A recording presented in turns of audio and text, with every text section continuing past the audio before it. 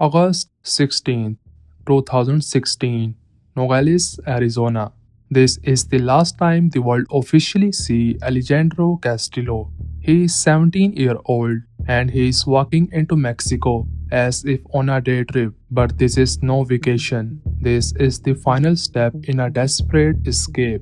Because this teenager, fugitive number 516, is now one of the FBI's 10 most wanted. He is considered armed, extremely dangerous, and has a $250,000 price on his head. It's important to note the fugitive in this case, born in Arizona in 1998, is not to be confused with any other individual who may share the same name.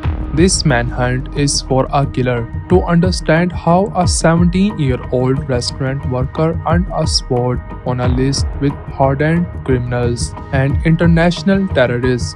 We have to go back 1 week to a city 2,000 miles away and debt of just $1,000. Charlotte, North Carolina, August 2016. This is where our story begins.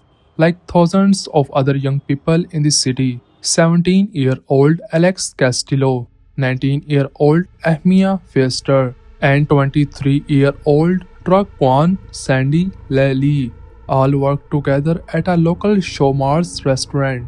But their connection went beyond work. It was a tangled web of personal history.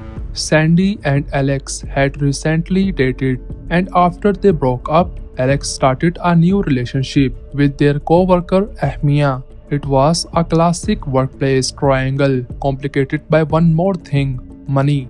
At some point during their relationship, Sandy had loaned Alex about $1,000. It was a debt he never repaid. For Sandy, a woman her uncle described as a trusting person, it was a loan to someone she cared about. For Alex, it was a problem, and according to the FBI, he was about to solve it in the most brutal way imaginable.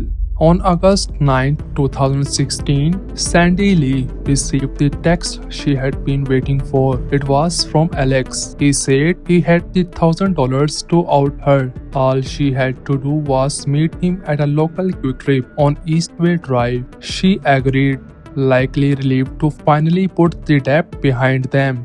But Alex was not alone. His new girlfriend, 19-year-old Ahmia Fester, picked him up in her car and drove him to the meeting. Sandy arrived expecting to be repaid instant. Investigators believe she was met with a gun. This was not just a robbery, it was a calculated act of cruelty. Investigators believe Alex forced Sandy to withdraw $1,000, the exact amount of the debt, from the ATM. According to her uncle, this withdrawal emptied her bank account. It was every last cent she had. The act served no purpose beyond humiliation. It was a violent and symbolic erasure of his obligation to her. The betrayal was now a robbery. It was about to become a murder. Now in control of Sandy's back 2003 Toyota Corolla, Alex drove her out of the city to a dark wooded area in neighboring Cabarrus County. There in a ravine, he shot the 23-year-old woman who had once trusted him once in the head. With Sandy Lee's body left in a ravine, Alex and Ahmia began their escape. Their destination, Phoenix, Arizona, more than 2,000 miles away, a city where Alex, an Arizona native, had family ties. As they drove, the search began back home.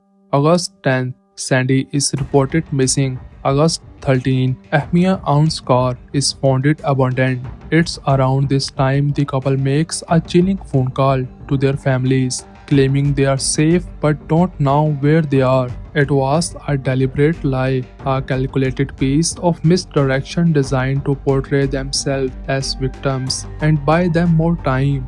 On August 15th, they reach Phoenix and ditch Sandy's car at a bus station. The next day, they make the final leg of their journey to the Mexican border, and on August 16th, just after 9 p.m., they disappear into Mexico. At almost the exact same time this footage was recorded back in North Carolina, police were making a grim discovery. They had finally found Sandy Lee's body. The partnership did not last. 2 months later, in October 2016, Ahmia Pfister turned herself into authorities in Mexico. Her story that after staying with Alex's cousins, he simply vanished one day. Whether he abandoned her or it was part of a larger plan to go deeper underground, we may never know. Pfister was extradited back to the US to face charges for her role as an accessory to the crime. But Alejandro Castillo has remained a ghost for years. He has evaded capture,